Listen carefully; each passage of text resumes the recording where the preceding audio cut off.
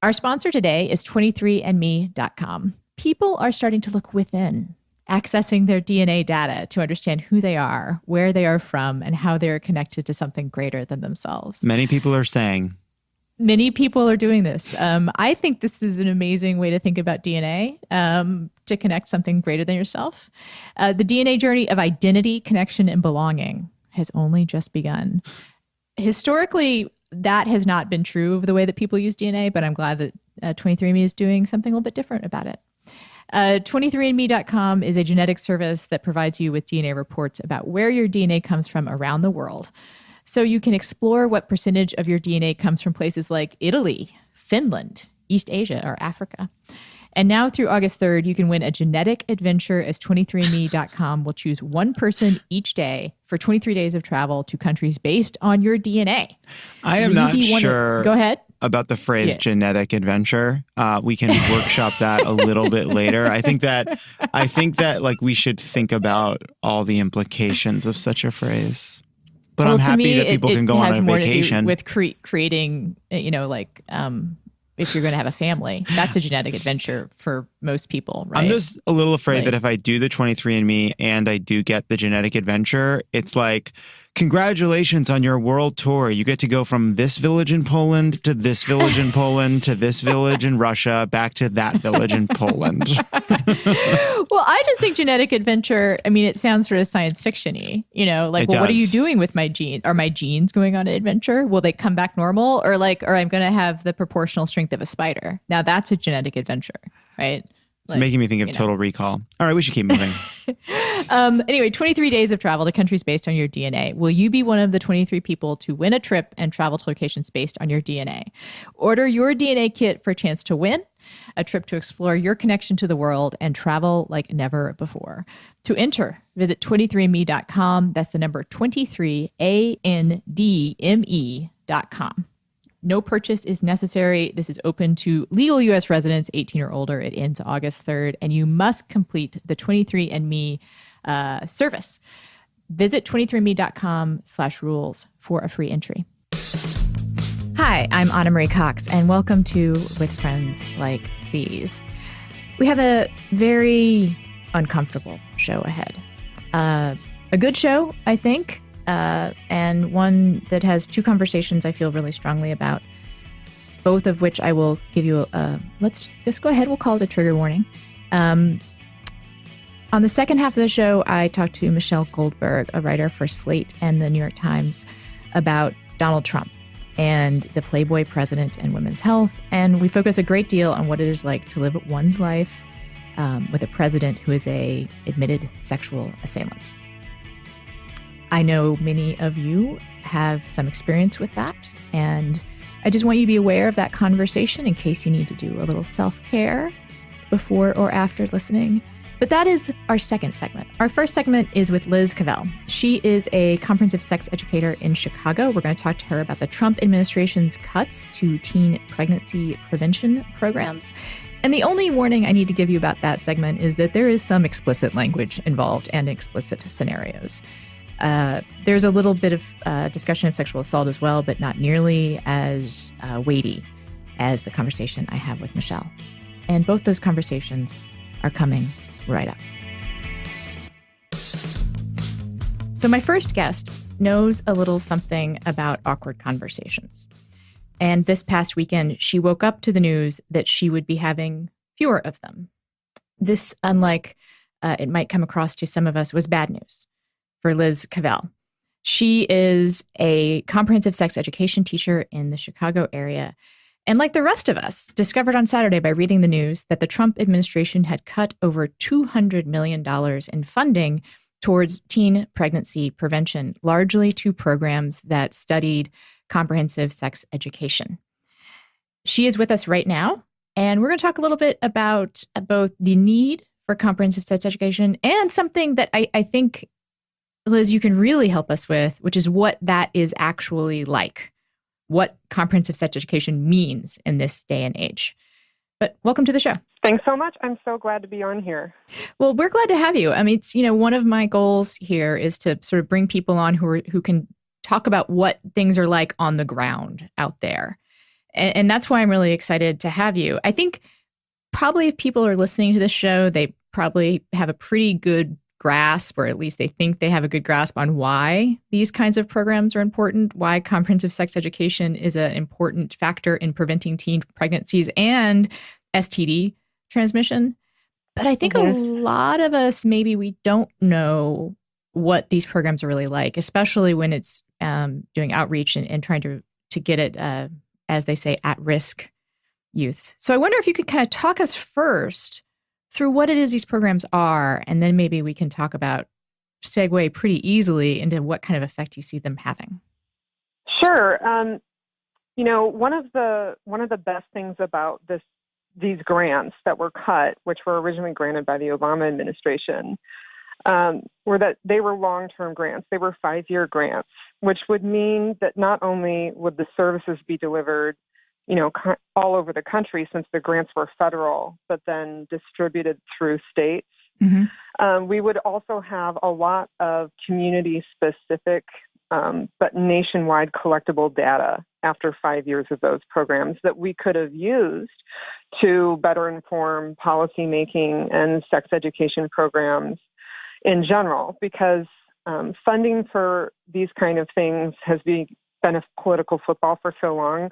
That also means that data is really, really patchy as well. So that was one of the and what they've done is actually make the data that's already been collected useless, almost. Yeah, we can't process it. So the grants, were inexplicably and suddenly cut off to the point where I found out that I was without a job or without a contract on Saturday morning while I'm looking at Twitter. Immediately contacted my program leads and the organization that I contract with, and nobody had heard anything about it. And actually, my program lead had her work plan approved 2 days prior to that.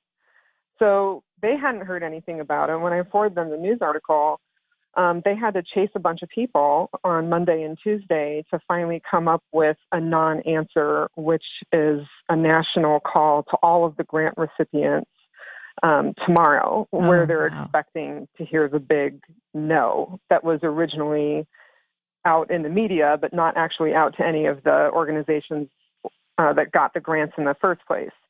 And so, like everything's been denied. The data that's been collected can't be processed. And other than direct service delivery, which I'm never, ever going to say was a waste of time, because it wasn't, but the data collection, and we spent a lot of time, just even in our little program, collecting data. We don't have the money to process that data. Right. So, yeah. And just to be very clear, what was happening here was, about 80, I understand, different programs that were scientifically directed and being scientifically evaluated for their effectiveness in preventing teen pregnancy, which in the U.S. is high compared to other industrialized nations. It's been falling, but still relatively high. Also, I don't know if preventing sexually transmitted diseases was a part of these grants, but I know that that's another thing that in the U.S.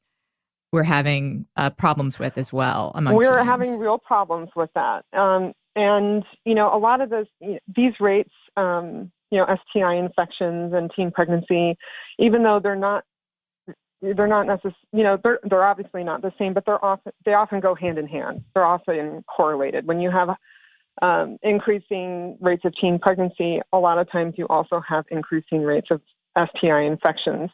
In the organization that I was contracting with, I'm self-employed, but contract with various organizations that got these grants. We got these grants because specific communities that we were working in have skyrocketing rates of teen pregnancy. I mean, we're talking 10 times the national average for rates of teen pregnancy and 14 times the national average for rates of bacterial STI infections. And the other scary part of this is that bacterial STIs in particular are becoming harder and harder to treat, because we have, again, those are treated with antibiotics. And that's a whole nother conversation about, how our dysfunctional healthcare system really doesn't do a lot with antibiotic research. And so, gonorrhea, besides going up in lots of pockets and therefore nationwide in lots of communities, is also getting harder to treat. And so, in the midst of all of this, these teen pregnancy prevention grants were just stopped. There's some people in this office now that are ideologically driven to prioritize abstinence-only sex education, and it is rather than evidence-based. Right. Yeah. And here's the crazy thing about that, which is, there's a lot crazy here. Yeah. But one of the crazy things is that these programs did not have to do with abortion, which is the thing that we're kind of used to the religious right having a hue and cry about that. But that wasn't what these programs were about. These were simply comprehensive sex education with the goal of preventing teen pregnancies, which you would think people who were pro-life, I'm doing the shruggy emotion right now. Yes.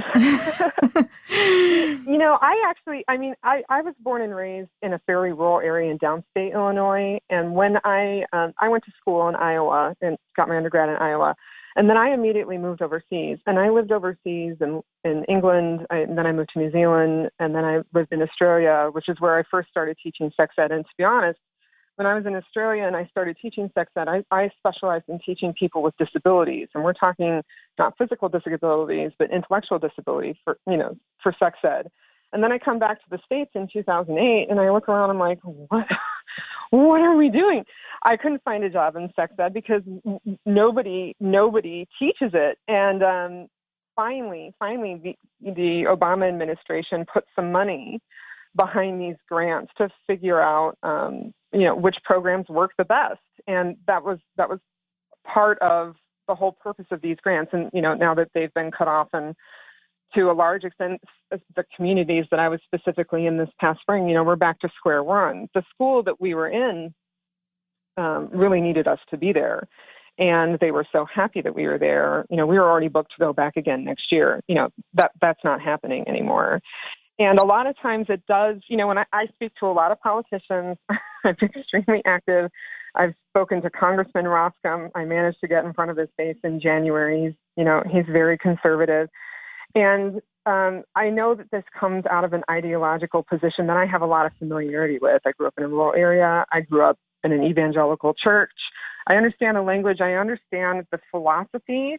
But what I always have to say to conservative voters and conservative politicians is that, voting to defund comprehensive sex ed, or voting to decrease access to contraception services, or even to bankrupt Planned Parenthood, it just doesn't make people stop having sex. And it doesn't keep condoms from breaking. It doesn't keep pills from failing. It doesn't magically cure genital warts. It doesn't prevent babies from developing fatal, abnormalities, or stop miscarriages, or prevent abortions. And it doesn't save babies, and it doesn't save mothers.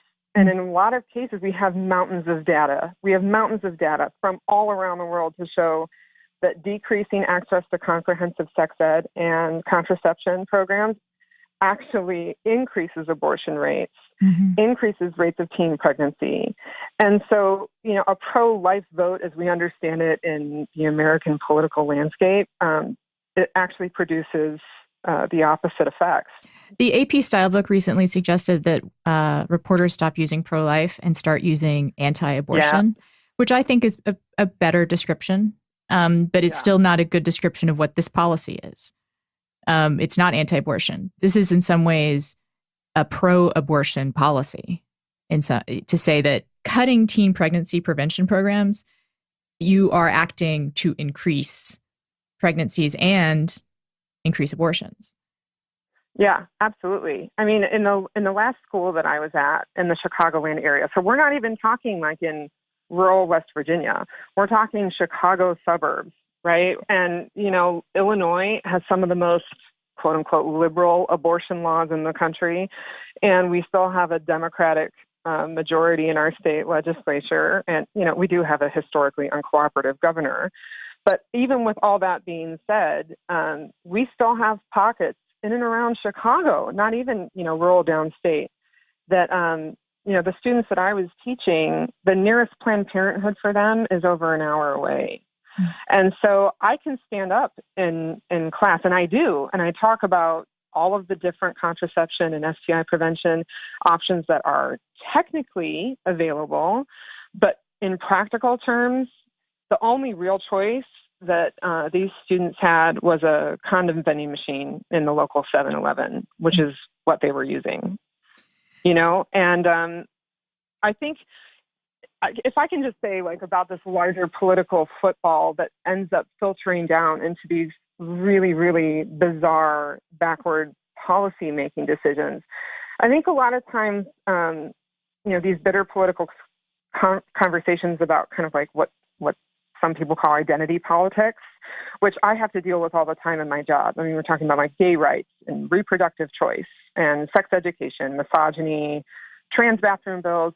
They're less almost about rights, but more about, I see them as territorial battles over public comfort. I think when I heard that slogan during the fall campaign, Make America Great Again, I heard a nostalgic plea for, I know it's for what supporters might have called a simpler time. And in my practical experience, what they really mean is a time when they felt more comfortable in the public cultural space. Right. And let's be very specific about the they here. It's when straight, white, Christian people felt more comfortable. Yeah. I mean, space. So I think a lot of times we're having some really, really, really, we're having a really hard time. We talk kind of about this left-right divide, and we have a really hard time talking to each other because we don't really speak the same languages anymore. I deal with a lot of people that, come from that very fundamentalist evangelical Christian point of view. And my job is sometimes my job is to listen and try to find the deeper questions and the deeper meanings behind what people are saying, and show respect for people's opinions, especially opinions that, personally I might find revolting, and then focus on factual information that empowers people to make their own decision without trying to extend their decisions ideologically onto other people. I mean, that's a balancing act that I have to do with 8th graders, And so a lot of times it's not necessarily for a lot of people about whether people are allowed to be gay, for example, but it's really about whether or not people are allowed to quote unquote be gay in public, or whether people who are trans can use a particular bathroom, but whether they're allowed to be trans in public, because the presence of certain types of people make other people uncomfortable. And so a lot of times I feel like these conversations and then these weird policy decisions are really kind of this extension of a perceived territorial battle over who owns the public space and who gets to feel most comfortable. And it's a balancing act to try and talk to 8th graders, and middle schoolers and high school students about this, because, to be honest, even, I've been teaching sex ed for a long time, and I've been teaching in other countries that, don't have a problem with me actually showing people how to use a condom properly, which I'm not allowed to do in the United States, which is bizarre to me. But, online sex and social media and the internet has completely changed the game. So even the curriculums that I use, which are evidence-based and still talk so much about abstinence, there's still a lot of people would be really, really shocked to hear the kind of questions that 14-year-old kids ask me without any prompting. Right. One such question. So when we think about abortion and all these kind of decisions, I mean, one young woman who's about 14 in my recent class, one of her questions was, "What should I do when my boyfriend forces me to have sex at gunpoint?" And so taking that question to politicians, it's not like they have an answer. Their votes to defund Planned Parenthood don't answer that question. Well, right. And that's what I'm really excited to talk to you about is actually what you can, bring to this conversation that no one else that I know personally can, which is what these conversations are like. Like you just mentioned this incredible exchange with a 14-year-old asking about what do I do when my boyfriend forces me to have sex at gunpoint. And for one, I guess I want to know the end of that story before we do anything else. So all of my classes included, it's really helpful to understand, first of all, I suppose, and back up just a moment. It's helpful to understand that saddling PE teachers and health teachers with teaching sex ed is unfair to those teachers, and it's unfair to the students. Most states don't require PE teachers to have taken any sort of coursework, not even one course in sex ed. And so it's just a thing that they're stuck with because most teachers, understandably, just don't want to do this, and they're unprepared. So at best, a lot of these teachers that get stuck with it kind of get handed a book, and then they read from the book. And when students ask these kind of questions, they're met with some version of tell your parents or, radio silence, really. So it's helpful that I'm somebody that comes into schools to teach, because students don't feel like they'll run into me in the grocery store, and they don't feel like they're going to see me around the school and other classes. And that little bit of space and impartiality helps students feel safe enough to ask me real questions about sex and relationships that I think they certainly feel too uncomfortable to ask their parents, and largely feel too uncomfortable to ask their day-to-day teachers that they're going to see for years in a row. So each of my classes always involved an opportunity to ask anonymous questions. A lot of people do a question box. I just did Post-its, hand out Post-its. Kids would write their questions on the Post-its. I would shuffle them up and answer them the next day for anonymity. And so that was one of the questions that I was asked: what should I do when my boyfriend forces me to have sex at gunpoint? And the first message that I always have to come back with is part of my job is to define what is right and what is wrong about sexual assault, because particularly with the advent of online pornography and how prolific it is, and how much kids have generally seen by now, especially by this age.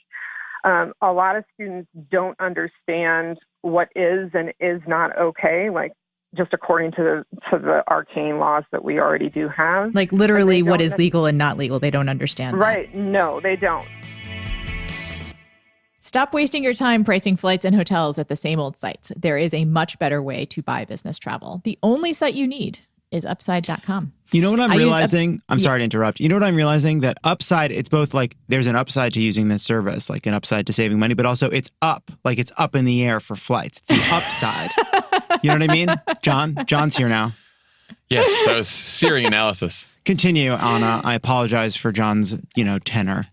Well, so I have used Upside. I used it to book a trip to DC. And it was great. The thing that it does that is a little different is that you tell it what you're looking for, and then it shows you hotels and flights that are outside the parameters that you selected, but maybe cheaper or maybe just a little bit more expensive. Huh. Which is kind of a cool thing, right? Like that is their innovation. The other thing it is they bundle flights and hotels together, which saves you money. And for small businesses like ourselves that don't have a travel department, obviously, this is great. And I guess this is how like real businesses with their own travel department do it. A little passive aggressive, but it's fine. They give you what? A little passive aggressive, but it's fine. We're a real business. I mean, we just don't have a travel department. We're just a real business. Somebody put on the list, though. All right, sorry, continue. Put it on the list. I actually want to come out there this summer, so you guys will have to talk about that. And I'll use Upside to book my trip. And they do give a gift card for every trip that you book. Forget about how you used to buy your business trips and use Upside.com. Right now, when you use the promo code FRIENDS, you are guaranteed to get at least a $100 Amazon gift card for your first trip. That's code FRIENDS to get a $100 gift card for free. Upside.com, the better way to buy business travel. Minimum purchase is required, and see site for details. This is even like pre-understanding, like we think consent is a tough thing to talk about, or we think consent's the thing we should talk about. This is just even like what is legal and illegal. Yes. Right. So, students ask me a lot of questions about what I've started calling digital sex, which is, live streaming sex online, and, sexting, sending nude images back and forth and what have you. And so many questions come from young women in particular, or young people who identify as female, who say, well, if a man, they mean somebody older than 21, if he sends me a dick pic, if he sexts me, aren't I the one that gets in trouble? Because our laws around sexual assault, which are problematic anyway and have always been problematic, are completely irrelevant when it comes to this new sort of online life that we've all kind of created over the past just several years. So we have a couple of lawmakers in Congress that are clumsily trying to address this, but, like everything else, really, really badly. There was a politician who I recently called because he introduced a resolution that passed, which criminalizes all forms of sexting. And right now, sexting in Illinois is covered under distribution of child pornography laws. So, which again is irrelevant when you consider the motivations and the distribution of revenge porn and sexting in general. And so these kids essentially have no real information. And a lot of these girls will ask me, well, if I get a dick pic, aren't I the one that gets arrested? And when you ask them, they're asking this question because this is a thing that is happening to them literally all the time. And they think they don't understand. They don't think that they can report it because they think if they even say something to somebody and this picture's on their phone, even unsolicited, that they're the ones that get in trouble because they're a minor. But I would hope that part of what you're talking to them about is not obviously just what's legal and illegal, but like their own agency, right? I mean, that's what they're kind of really asking when they say, what do I do? It's what do I have the right to do? What am I empowered to do? Like, what are the limits? We spend a lot of time, I spend a lot of time identifying people within the community that are supposed to be in place to help. So we have that's one of the great things about comprehensive sex ed is that it models how to get good information, quality information, and it's usually community specific, like who in the community, who in my school can I go to for problems like this? So we talk about the guidance counselor who, of course, after that question was asked and I answered it in class, the next class I had the guidance counselor come in and reaffirm messages of where to get help, what reporting is like, and then reiterated those kind of supports that were outside the school setting, depending on that person's comfort level. Because, that's not the only question I got that was along these lines. Another question was, my best friend was raped. She wants me to keep it a secret. What should I do? So part of my job in comprehensive sex ed is not just to answer those questions and talk about consent and all of these really complicated issues in not nearly enough time, is to also identify who in the community and who in the school can kids go to for help when I'm gone. I think it's really important to emphasize something you mentioned a little bit in passing, which is that one thing that comprehensive sex education does is model how to get even more information, right? Yeah. Like you are telling kids, you're not just saying like, this is how you have sex or this is how you use birth control. You're instructing them in like, and if you want to know more, these are the kinds of people you can go to, the kinds of questions you can ask, and you are empowered to do so. That's the message you're sending as well. That this is your body, this is your life. You are allowed to make decisions. Here is how you gather more information to make these incredibly important and intimate decisions. Yeah, I mean, my first class, my first contact with students with the curriculum that we use actually doesn't talk about sex at all. The whole first contact session that I spend with students is actually writing a 5-year plan. What are your hopes and your dreams? What do you see for yourself as you're going through school? What do you expect for yourself? What are your big goals? And then once we've talked through this, then it becomes, well, what are my values then? How do I use my goals to inform my values and use those values to make responsible decisions? And that's one of the most frustrating things when I speak to politicians is that it's like, what I'm doing actually is all about personal responsibility. And if I can just say, one of the most revolutionary things that I say to students as a sex ed teacher is, it sounds so simple, but it's so revolutionary, is to stand up and say, we all know that we're going to talk about birth control, of course, and teen pregnancy and all that, and how to make decisions about parenthood that are right for you and based on your values. But most of the time when people have sex, most of the time they're having sex for pleasure. And to simply state that sex can be for pleasure, sex is for pleasure, it's a revolutionary thing. It's a message that a lot of these students don't hear.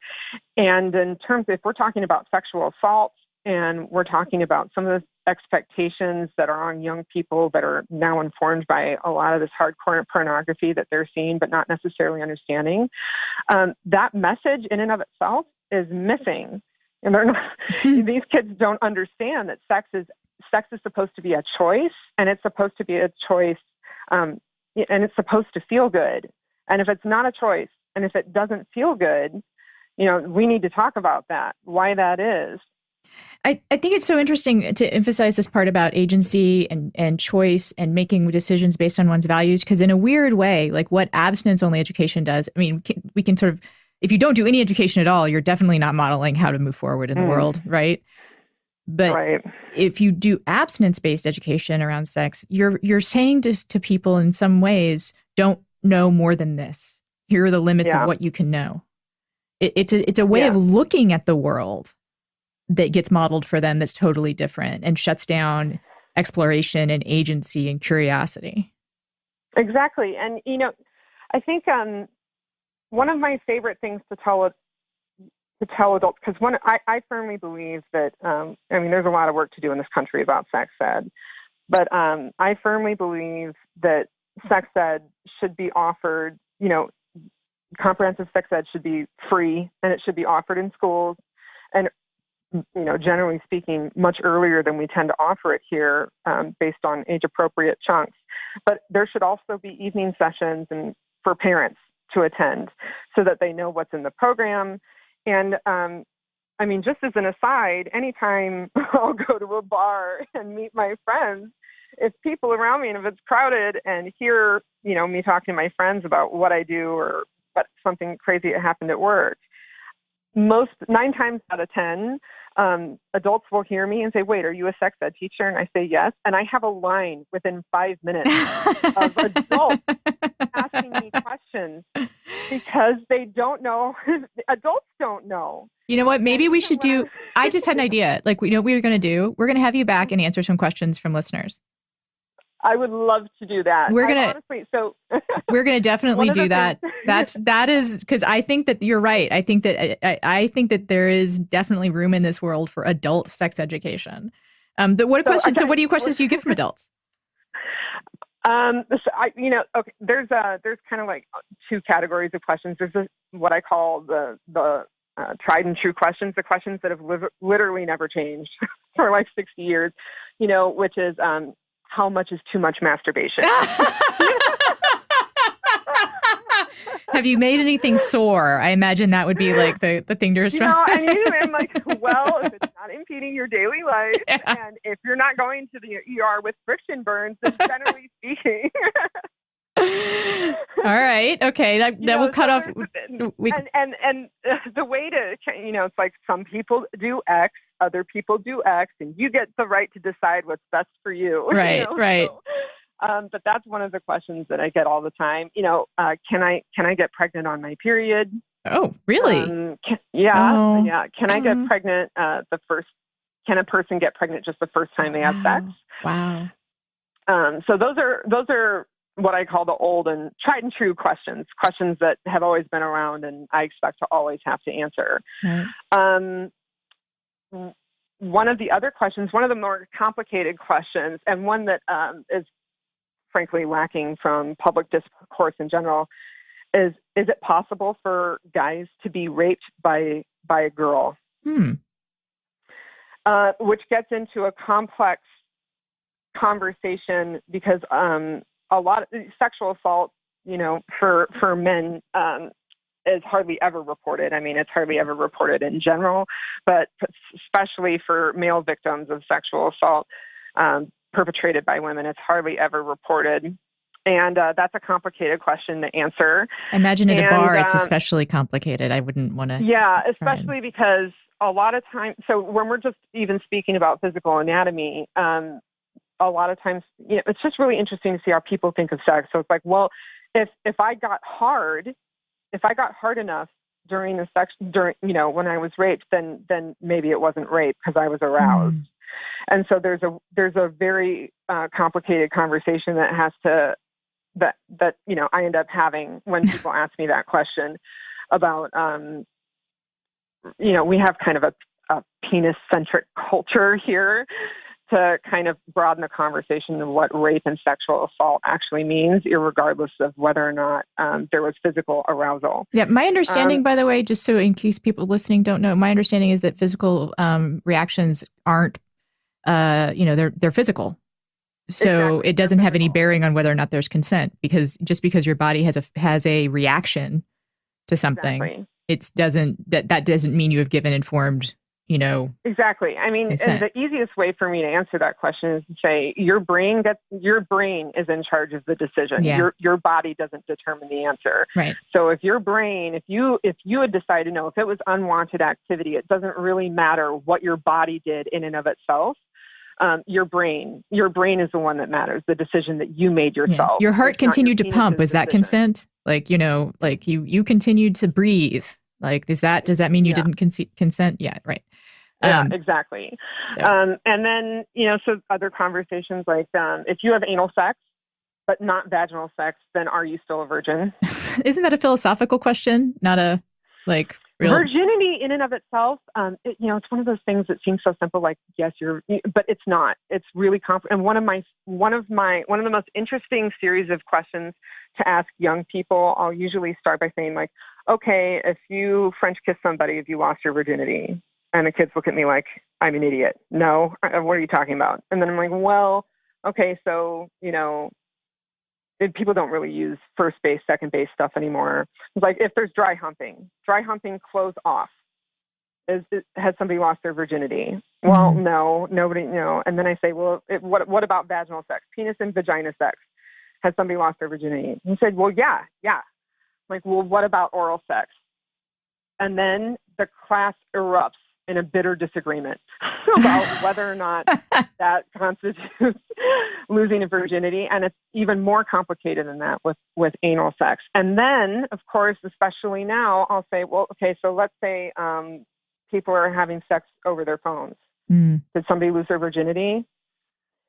And these are the kind of conversations and questions that I deal with on a daily basis. Things where it seems like on one level there's cut and dry answers, but in reality, when you're talking to people, it's not. There are not cut and dry answers. On the last show, we talked about the problem of thinking of disability as a 1-0 category. And I think that here, virginity is also presenting itself as something that we probably shouldn't think about as a yes-no answer. And the problem, that's another problem with abstinence-only education, is that it definitely presents that as a yes-no category.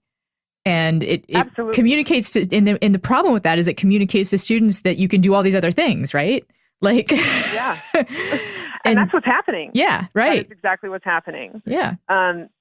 So especially, and I know that this is an explicit podcast. I'm not being explicit just for shock value. I'm just, trying to tell. We encourage explicitness when it's appropriate. So go ahead. So to be really, really clear with the listeners, so the last time I was teaching in a school, I was teaching 8th graders, and what that really means is that,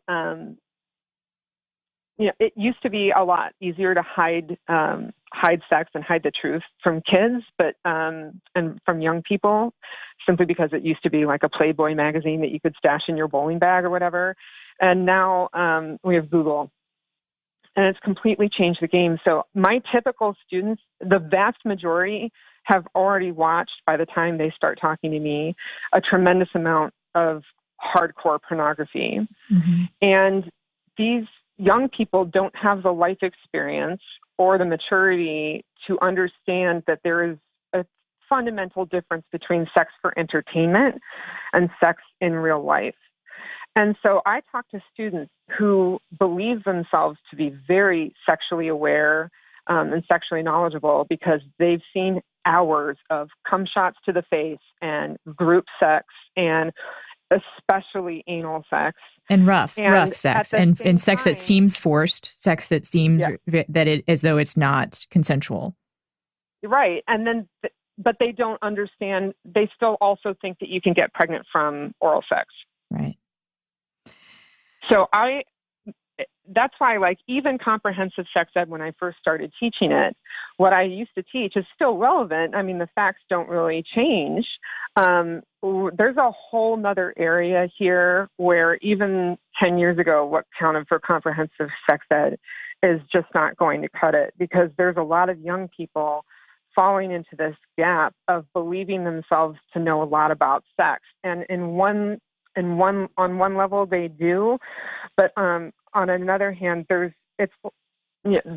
no understanding of basic information. So I have to kind of go back and fill in the gaps of what they don't know, while not really being allowed to talk about the difference between pornography and real life. And so abstinence-only sex education that tries to just say, like, okay, we're not going to talk about any of this stuff. You know, sex is dangerous and STIs are terrible and you should just say no. I mean, young people are particularly these generations, you've lost them in 30 seconds because they know instinctually and just through day-to-day life that everything you're saying is largely irrelevant. Well, that's what teenagers generally believe about adults. And so if you give them evidence for it in the first 30 seconds, they're really just not going to listen to you, because you've proven their a priori, thesis, which is adults are stupid and don't know anything and will lie to you, by the way. Yeah. That's the other thing. So that's exactly right. We don't have a lot of time left, but I want to ask you something you mentioned earlier, which is what the show is about, which is about talking to people who you may disagree with, but trying to find a point of entry, as it were. Now that we're talking about sex ed, I feel like I should use that term, but trying to find a way to bring the conversation to a shared goal, right? Or a shared value. And I wonder if you can share anything about that experience that you've had, about conversations you have, I assume, with parents or with politicians, and how you navigate that. I always start from a place where my baseline assumption is that in terms of working with parents and speaking with parents, I'm a parent myself, we are all trying to do the best for our kids that we possibly can. We might have really, really different ideas of what that is and how to get there, but the deepest motivation is the same, and it starts from a really good place. And so the rest is really about details. And a lot of times, this motivation to kind of teach like a fear-based sex ed is a reflection of how scary parenting really is. It's a source of an overwhelming love, and the stakes are really high, and nobody's ever telling you whether or not you're doing, quote unquote, the right thing. And then just when you feel like you might know what the right thing is, society, maybe according to you, feels like they've changed the definition of what is right. And it's really confusing, and it's really hard, and it feels really, really important. And so I try to focus on the fact that we have the same, on the deepest level, we have the same hope for our kids. And so in worrying about it, allows me to not take things personally. I mean, I've been told that I'm going to hell more times than I can count. And it doesn't really bother me, because it's not really about me at that point. And so I feel like it's my job to focus on what we have in common and to provide facts where I can provide facts. Like, even if a very strictly religious parent objects to the basic premise of what I do, first of all, I assure that parent that comprehensive sex ed is not somehow sex propaganda. The last thing sex needs is help selling itself. How would you? That's actually a good puzzle for ad people out there. How would you sell sex?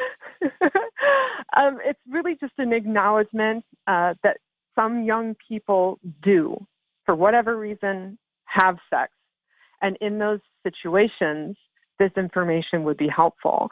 And there is a place in all comprehensive sex ed for developing value systems. It's not unfriendly to religion.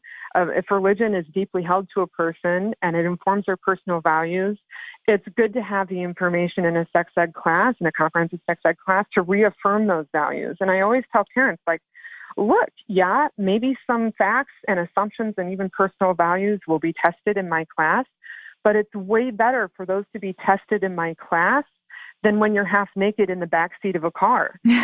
Because then it's often too late, let's say. Exactly. So it's like, we'll talk through this together. And that's the whole point of a comprehensive sex ed class with, a good teacher, is to think, okay, what's important to me? What do I see for myself in my life? What kind of decisions in terms of sexuality and relationships would best support those goals? How do I execute them? And what's my plan B if everything doesn't go according to plan? That's simply what it is. And so in cutting off these grants and just stopping this research, it's kind of like this political conversation about abortion. The fact that these grants were cut off, it's not going to lower teen pregnancy rates. It's not going to make the STIs come down. It's not going to magically cure anything. And it's not really going to change people's behavior, because people have always been and will always be really complicated. And that's a great place maybe for us to close out our conversation with that eternal truth. I really appreciate you taking some time to talk to us. I understand you have a blog. I do. It's a blog that teaches parents how to talk to kids and young people about sex and relationships. I cover all things at all ages, from infancy, which is really just about parents practicing saying words like vulva out loud without being embarrassed, and all the way up to hard, awkward conversations about online porn and sexting and all that kind of stuff. So yeah, and that's always going to be. I insist that kind of information be high quality and free. So my blog is always going to be free. And in the meantime, especially with the grants cut off, I'm accelerating my plans to form a nonprofit so I can expand the blog into in-person sessions and web-based programs for people who I can't get to locally. And that blog is The Sex Positive Parent. Yep, Sex Positive Parent on Chicago Now Network. Yep. Okay. Well, I want to do you want to plan to have you back to maybe answer some listener questions about sex? I think absolutely. I think that would probably be pretty valuable. And also, let's hope, fun. And which is also something sex should be, right? Absolutely. Absolutely. Okay. Thank you so much. Thanks so much. It was my pleasure. Texture, which I actually use Texture. I know, but you guys, do you? Yes. Of course. Yes, of course you do. I do. Like, I love magazines, and like a lot of people who probably want to stay informed. And it is like Netflix for magazines. You only have to, carry around the one thing and you get access to all sorts of stuff. Many of us, as the ad says, get our news from social media, which you should not rely on just that. You should be reading real stuff. Sorry, I was reading Twitter when you said that. And Texture has all the good stuff. They have The New Yorker, Time, Atlantic, Vanity Fair. They also have Rolling Stone, which I like their political coverage as well. They have GQ and Esquire. I think you guys also know people who work at those fine publications. Indeed. And they're doing great political work too. We're seriously so connected. Well, what I like about it too is that you can, you get to eat your vegetables, not necessarily they taste great because it's good writing from places like The New Yorker, but also design magazines and food magazines are ones that I look at through Texture because I have interest in that stuff, but not enough to commit to a whole subscription. But Texture, just $9.99 a month. And I get to, look at all the food porn I want, or design porn for that matter. And it's 200 plus magazines. And they've gone beyond just delivering just the magazine itself. They've made it easy to find and enjoy the articles you want to read with daily recommendations, exclusive interactive features, videos, and more. The Texture app is the easiest way to feed your curiosity with top stories and new and noteworthy sections updated throughout the day. Texture makes magazines easy. I mean, you'd think there's not many ways to improve on the whole Texture did magazine it. They figured it out. But they did. Yeah. They know magazine's a pretty simple technology. But again, every magazine you want in one place. The Vanity Fair also is a great one that I feel like every few months they have a magazine article in Vanity Fair that you can't miss. They're usually the kind of tell-all juicy stuff, like about the Kushners and whatnot. But other times Vanity Fair does not have all that investigative great work. But you just get to read the articles you want. It is searchable. You can mark what you like. You can check out back issues, view bonus video content, and they curate articles and magazines, again, just for you or whoever you are giving Texture to this year. Texture is normally $9.99 a month, and you get over 200 magazines. But if you sign up right now at texture.com/friends, you get a free 14-day trial. Terrific. Do it. Sign up, people. Sign up for Texture. And now our conversation with Michelle Goldberg.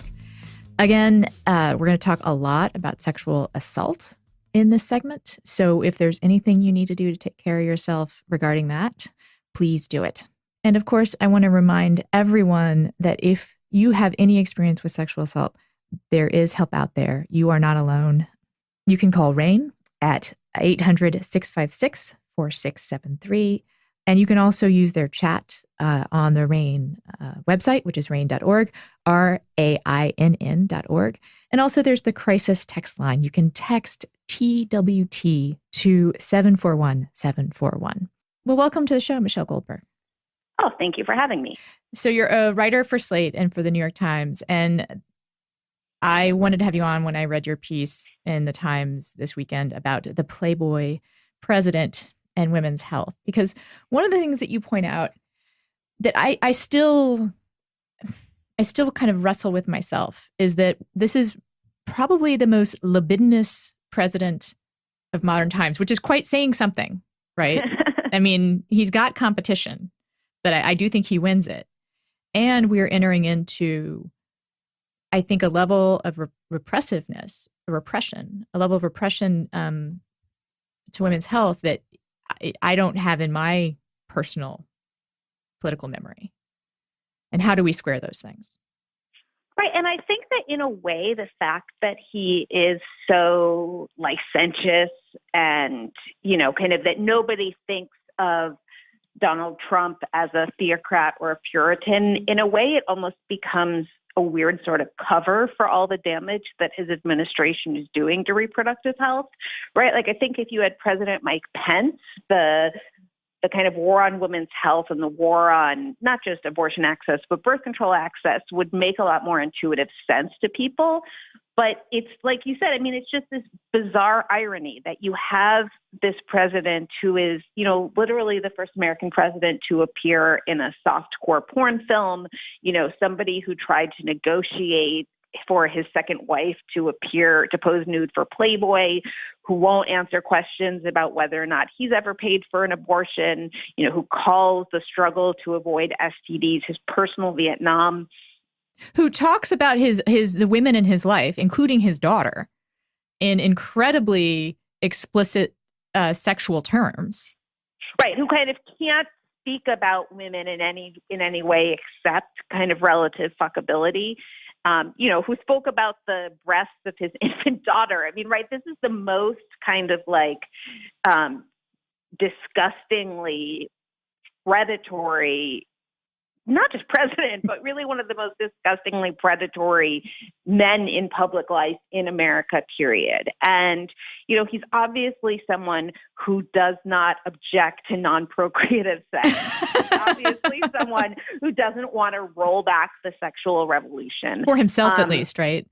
Right. And that's actually where it is. That's actually where we can start to understand this, is because for himself. He doesn't want to roll back the sexual revolution for himself.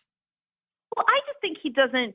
I mean, I think he completely doesn't care. And one of the things that I wrote in my piece is that we're finding out that, kind of cynical indifference can be as dangerous or as damaging as fanaticism, because he doesn't, because he's not kind of invested in the rhetoric and the frameworks of the anti-abortion movement. He doesn't feel any need to prove to anyone that this is for women's own good or that he's trying to promote a culture of life. And so in a way, maybe the kind of baldness of his misogyny might be refreshing, because at least it's clear to everyone that this is what's going on here. Donald Trump is grabbing the women of America by the pussy. But at this, what the old saying is, like, hypocrisy is the compliment that vice pays to virtue. So he doesn't need to prettify these policies. He doesn't need to take any steps to mollify their effect on women. Like George W. Bush, for example. George W. Bush had a terrible record on international reproductive rights, but he also had a really good record on international HIV and AIDS prevention. I mean, it would have been a better record without his without the global gag rule, but it was, at least it was a value he had. Right. He had humanitarian concerns. He had a kind of like a moral framework. It's not my moral framework, and I would argue that it's often an immoral framework, but at least it was an ethos, right? And so with Trump, you have complete and utter disregard. So he just sort of offloads it all to these various far-right figures that he has stocked his administration with. And it's really striking, some of the characters that he's brought into the Department of Health and Human Services in particular. And so you've seen kind of not just a replication of George W. Bush style policies, but really an expansion of them. I mean, far beyond anything that George W. Bush ever attempted in terms of the global gag rule, which has been massively expanded, in terms of the attacks on Planned Parenthood domestically, which George W. Bush never tried, in terms of attacks on things like insurance coverage for birth control. And one of the things that's both like interesting and really frustrating about this is that, again, because nobody thinks of Trump as a fundamentalist, the fact that he's doing this has really barely registered with people. Like, one of the most interesting things that I've experienced covering Trump and covering politics was watching all of these post-election Facebook and post-election focus groups that Planned Parenthood conducted with voters in a bunch of different swing states, Wisconsin and Arizona, Pennsylvania, a couple of other places. And, the voters, they don't know why they're there. They don't realize it's a Planned Parenthood focus group, but they're all Trump voters, and they all are people, they're taken from the majority of Trump voters who oppose defunding Planned Parenthood, as a kind of slight majority of Trump voters do. And they just had no idea that Trump supported defunding Planned Parenthood. They had no idea about Mike Pence's record on any of this stuff. They didn't believe that Trump was going to do this. And some of them actually took comfort in the fact that he was such a pig. Why would he possibly want to, do this the way? Why would he possibly want to enact the religious rights agenda? Right. And yet he has. The guest before you is a woman who's a comprehensive sex education instructor in Illinois, and we were talking about the $200 million cut over the weekend that Health and Human Services made to programs that would be studying how to prevent teen pregnancy. And right, and it's done in such a kind of destructive, unthinking. Yeah, exactly. Because again, they really don't care. I mean, I think in the George W. Bush administration, you had a desire to make government work on behalf of the religious right. And I think that's a little bit different than the Trump administration, which is just to deconstruct the functions of government, right? So they're just sort of I'm not trying to make George W. Bush look like good in retrospect, right? But it's just there's a level of like destructiveness that is brand new.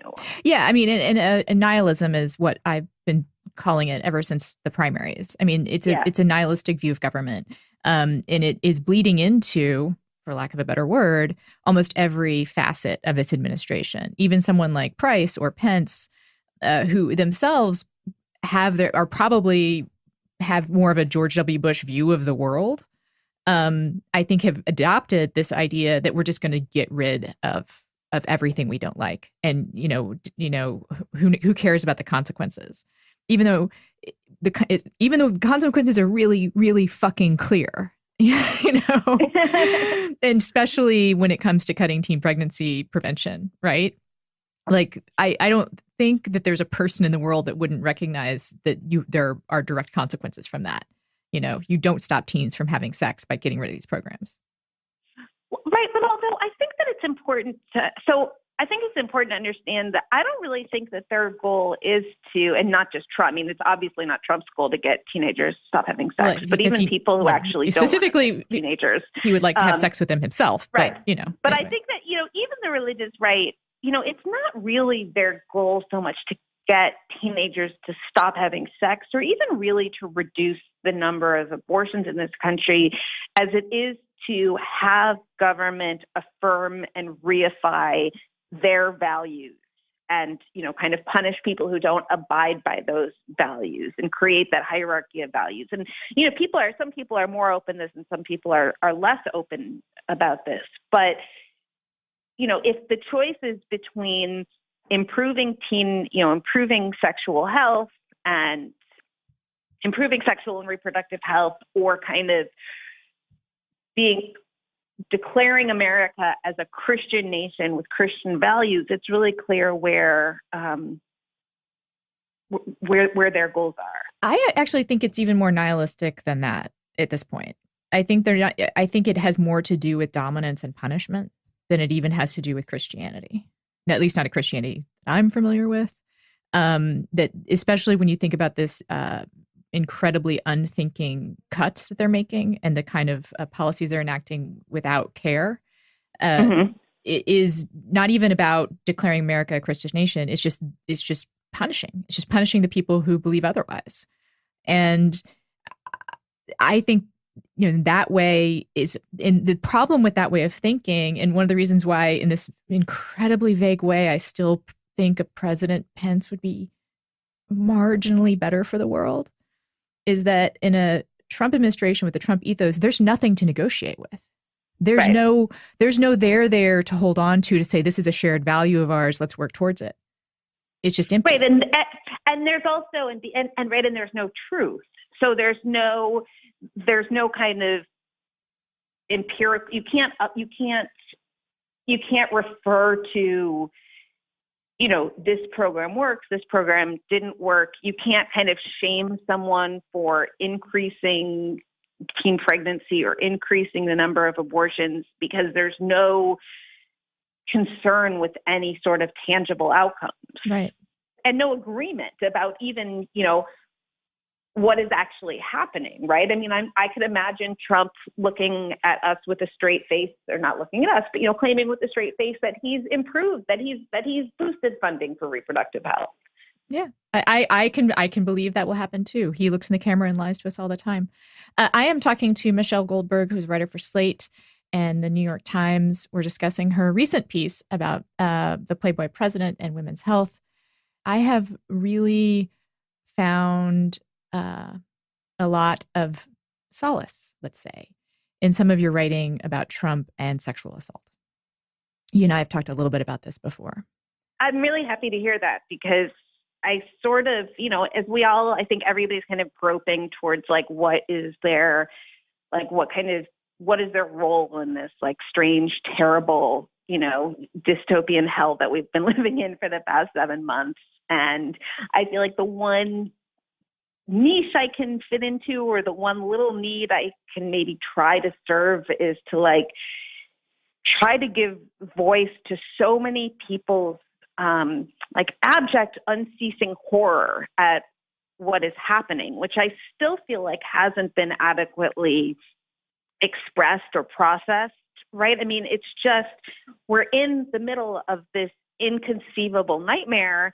And on the one hand, there's obviously a lot of attention, right, to the like follies and foibles of this administration, but there's also just like an inevitable normalization and and people and just like the structures of our kind of mainstream media don't really let you talk about this administration as like a history-rending calamity for, millions and millions of Americans.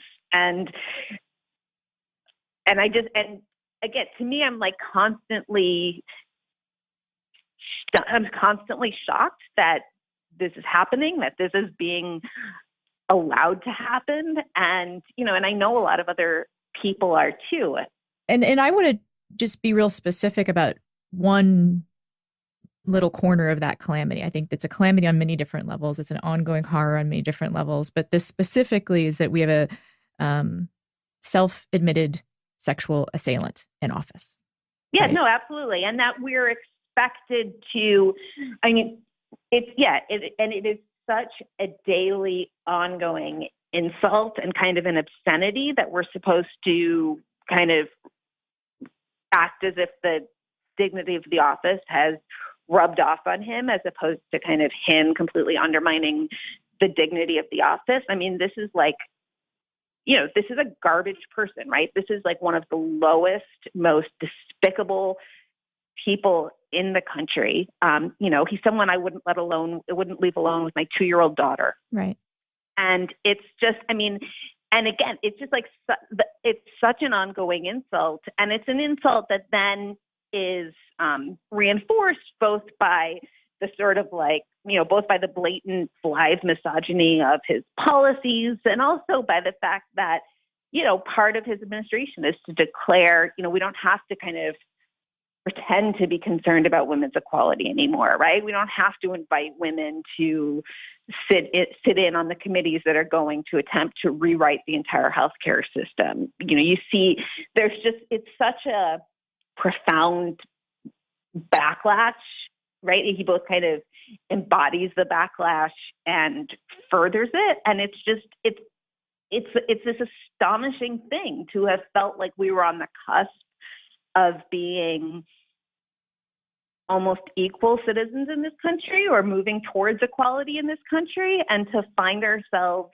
back here. I mean, to me, it's something I haven't come to terms with. I don't know if I'll ever come to terms with it. It is, and I don't know that I know, there are a lot of men out there in the resistance. There are men out there who hate Trump and are working their hearts out, right, against him. But I don't know that they will ever get like the depth of what it is to be a woman and be asked to call this man your president. Yeah, I was going to quote you back to you about that, which is from a piece in Slate. I'm not sure that even well-intentioned men understand how relentlessly degrading this presidency is for many women. Having a man who does not recognize the humanity of more than half the population in a position of such power is a daily insult. It never really goes away. And that's the part that I find myself like, almost reflexively like tearing up, just even talking about this, because it's not something I allow myself to think about every day. This is like the experience. If I had to try and explain to someone, a sympathetic man or a sympathetic person, what this is like, it is like having to go to work with the person that harassed you every day. As someone, especially someone who works in politics, right?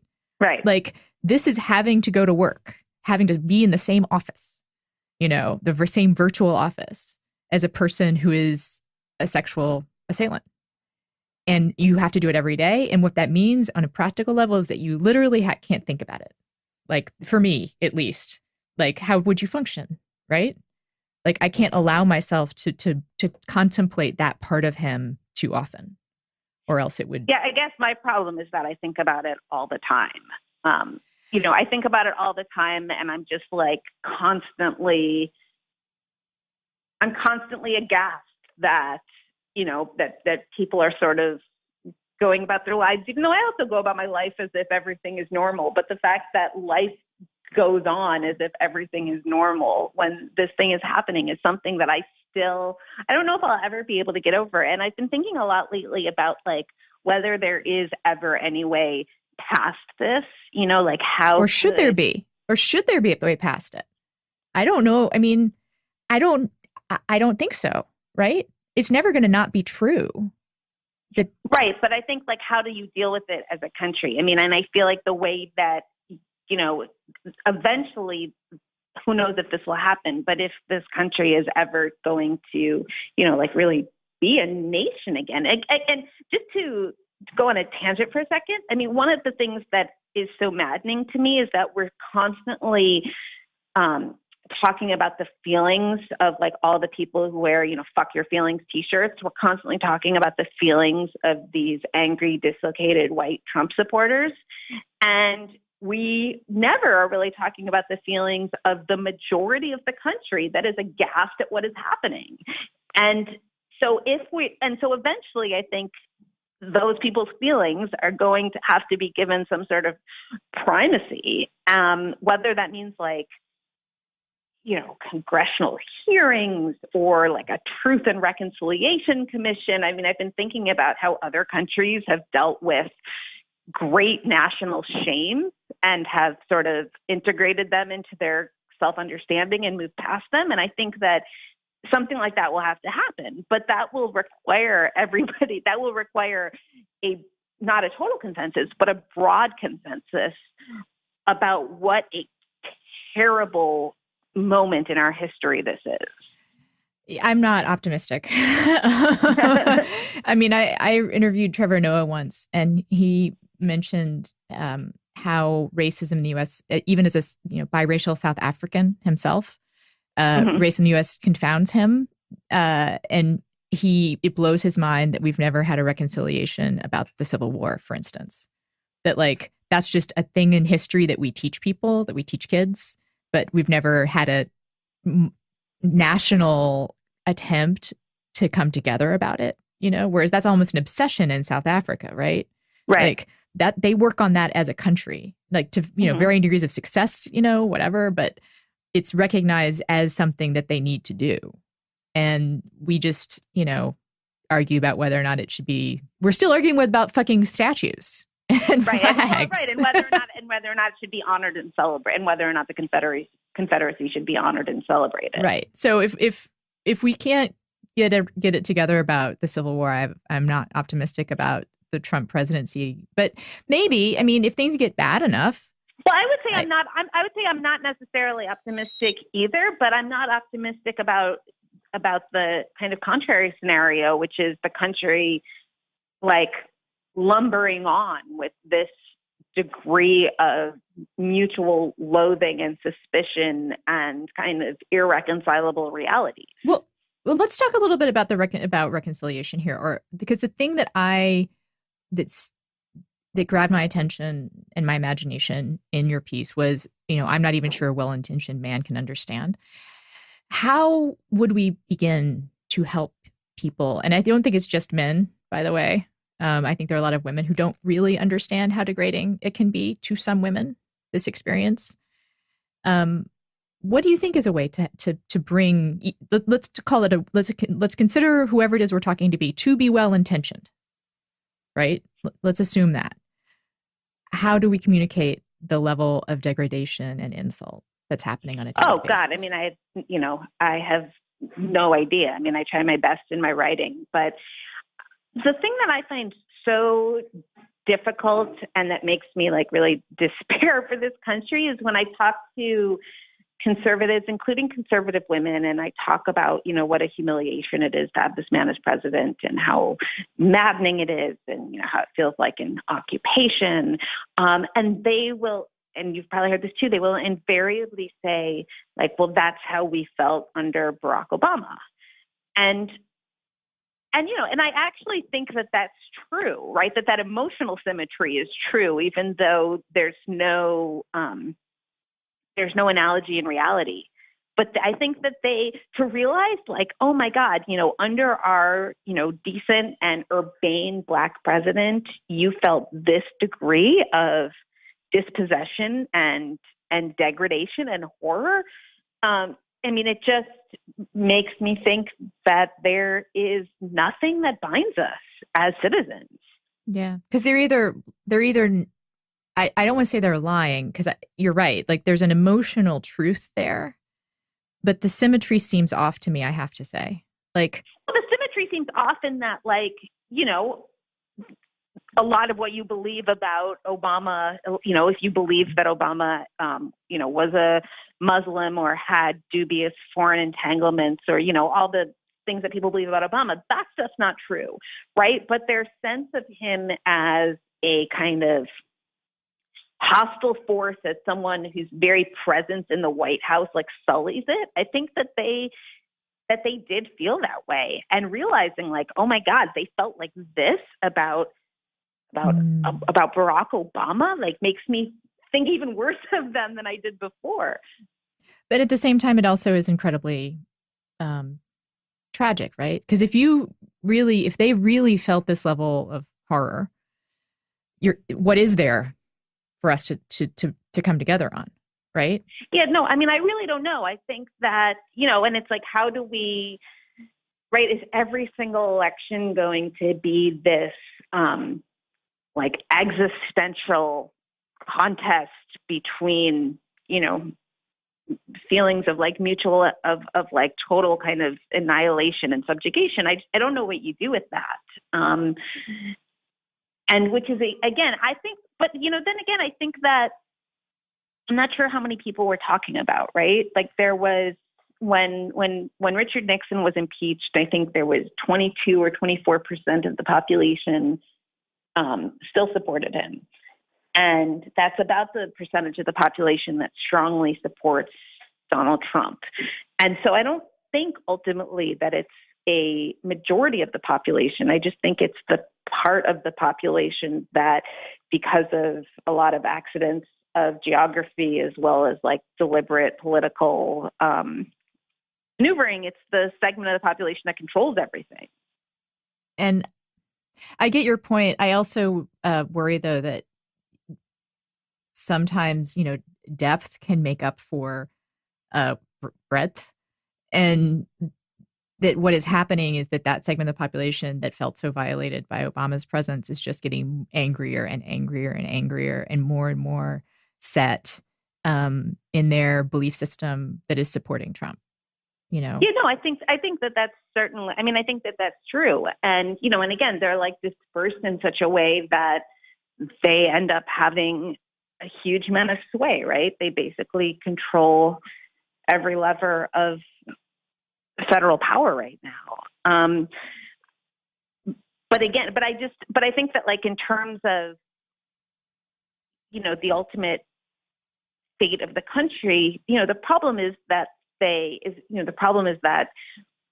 problem is like minority rule, not that that like the broad mass of the American people have gone feral. Yes, that is true.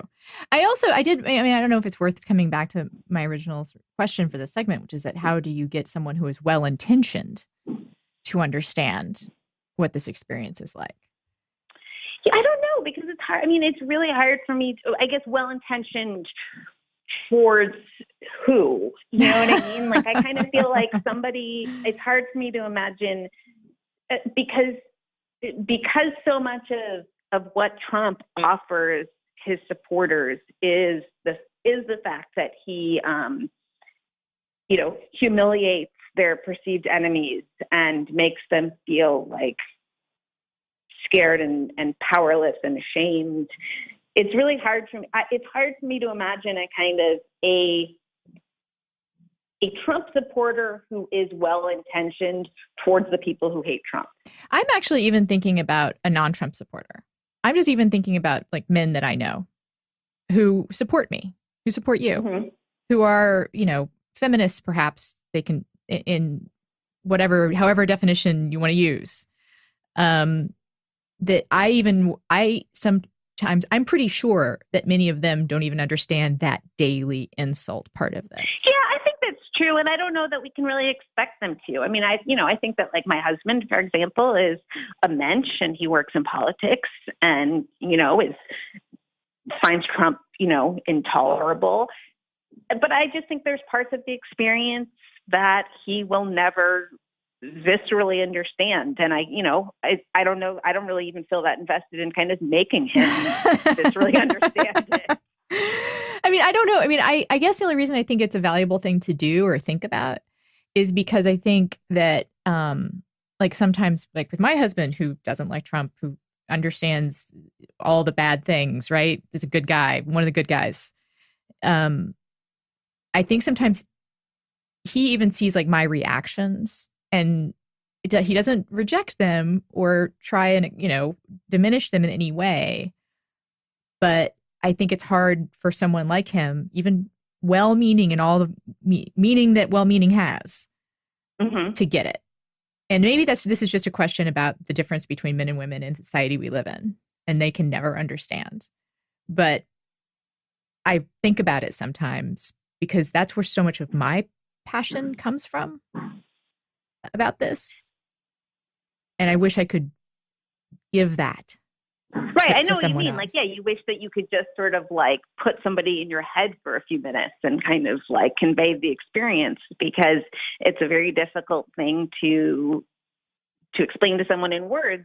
And I mean, I guess I just sort of trust the men in my life to like take my word for it, and not just my word for it, because I think they see that it's not just me, it's like millions and millions of women who have reacted in such an intense and visceral way to what's happening. They can see the evidence of what the reaction is, even if they can't experience the reaction themselves. Yeah. I mean, I think that should be obvious to any man of goodwill. And maybe that is a good place for us to end the conversation. Thank you so much. Great. Thank you for coming on. I really do. I think you're doing really valuable work in keeping attention on his history and that daily insult. Thank you so much. Yeah. I mean, I think that I was thinking about that. Do I have to not think about it? I mean, I really do. I think that that's what my strategy is. And I don't think about it every day, but we need people who are thinking about it every day. So. I'm thinking about writing a book about it too, in part because it's so all-consuming to me. It would be all-consuming to anyone who let themselves think about it, Right. Because how can it not be? It's just, it's like what you and I talked about when you interviewed me for your article about it. It's just a daily invalidation is what it is. Yeah. It's you don't matter. Your opinions don't matter. Your experience doesn't matter. Like from the highest office in the land, the most powerful person in the world, you don't matter over and over again. I don't know how to move past that. Yeah, no, I mean, I think that the only way to move past it is with some kind of national recognition. It's so, and the politics of recognition are so interesting, right? I mean, they're so, you see them so wrapped up in Israel-Palestine, there's all of these disputes about land, but there's also just both sides want the other side to affirm their version of what happened so badly. Yeah. I mean, that's what kept occurring to me as we were talking also was just sort of the slogan, believe women. Mm-hmm. And how important those words are. And it isn't just about believe women when they talk about sexual assault, right? It's just believe me.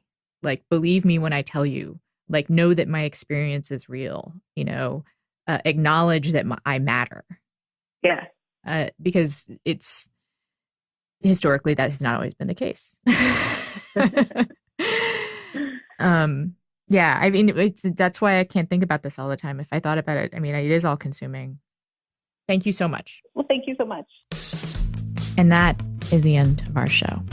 We made it here together. I talked to Liz Cavill. She is a comprehensive sex education teacher in Chicago. She does have a blog, The Sex Positive Parent. And Michelle Goldberg is a writer for the New York Times and Slate. And she is on Twitter @Michelle in Brooklyn. MICHELLINBKLYN. She also has a book that is from 2009, but relevant today, The Means of Reproduction. And I will just give you once again the information for the Rape, Abuse, Incest National Network, RAINN, 800-656-4673. And the crisis text hotline, text TWT to 741-741. If you want to be in touch with the show, you can follow us on Twitter at crooked_friends, or you can write the show with comments or questions. I think we will probably be doing an adult sex education show in the near future.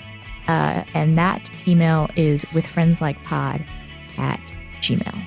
Again, thank you for making it to the end of the show. It was a little rough going for me. If it was rough going for you, you're not alone. Please do something for yourself right now. And whatever you do, love someone who does not deserve it, especially if it's the person in the mirror. Thanks.